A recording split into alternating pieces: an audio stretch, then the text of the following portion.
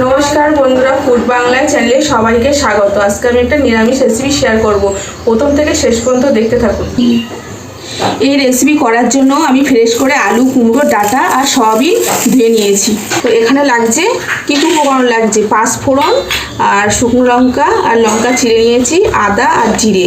আর আমি আদা জিরেটা লঙ্কাটা পেস্ট করে নেব, আর লঙ্কাটা আমি কাঁচা চিড়ে দিয়েছি।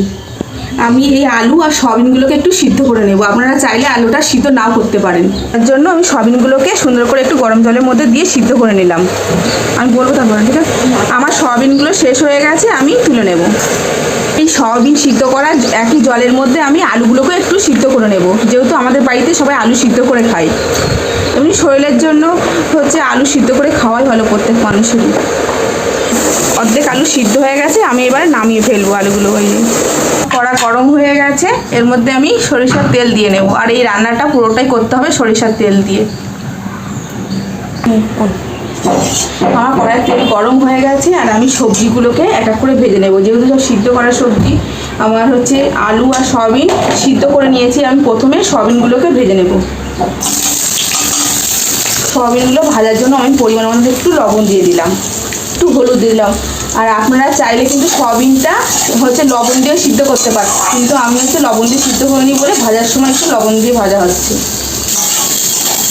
আর এই রেসিপিটা করতে গেলে প্রত্যেকটা সবজি যদি আলাদা করে ভেজে নেওয়া যায় খুবই ভালো হবে। আর নিরামিষ দিলে এই রেসিপিটা একবার করে খেয়ে দেখবেন বাড়িতে, আর কোনো কিছু লাগবে না। এটা দিয়ে একটা রেসিপিতেই ভাত খাওয়া পুরো কমপ্লিট হয়ে যাবে।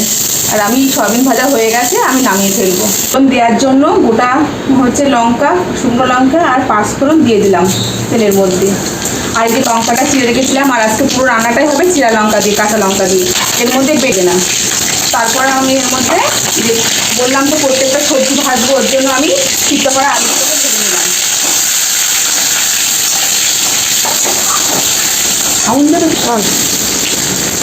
আর এই রান্নাটা কীভাবে হচ্ছে প্রথম থেকে যদি না দেখেন তাহলে বুঝতেই পারবেন না, কিন্তু দেখতে হবে, দেখলে বুঝবেন এই রেসিপিটা কীভাবে কী হচ্ছে। অর্ধেক ভাজা হয়ে গেছে, এর মধ্যে আমি এই যে কুমড়োগুলো, ডাঁটাগুলোকে দিয়ে দিব। কুমড়ো, আলু আর ডাঁটার মধ্যে আমি পরিমাণ মতন লবণটা দিয়ে দিলাম। উপকরণ একসঙ্গে এগুলো ভেজে নেব। আর এগুলো লাল লাল করে সুন্দর করে ভাজতে হবে। আর সবজিটা কিন্তু কাঁচা থাকলে ভালো লাগবে না।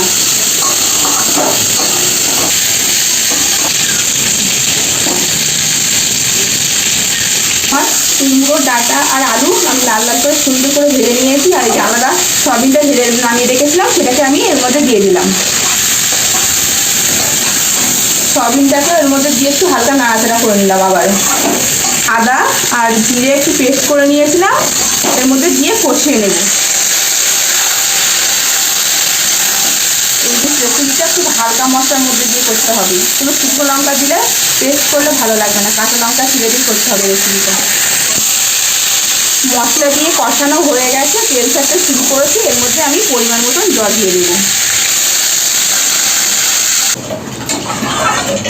আর আমি এই যে পরিমাণ মতন জল দিয়ে দিয়েছি। আপনারা যেমন গ্রেভি রাখবেন সেই বুঝে আপনারা পরিমাণ মতন জলটা দেবেন। পরিমাণ মতন বুঝে দিয়েছি।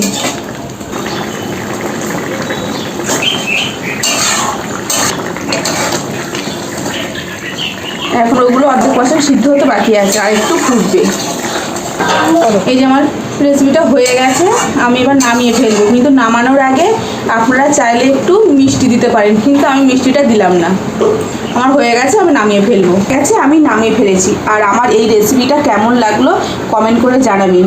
চ্যানেলটিকে সাবস্ক্রাইব করবেন। আর যেসব বন্ধুরা ফেসবুক থেকে দেখছেন চ্যানেলটিকে ফলো করবেন। ভালো থাকবেন, সুস্থ থাকবেন, ধন্যবাদ।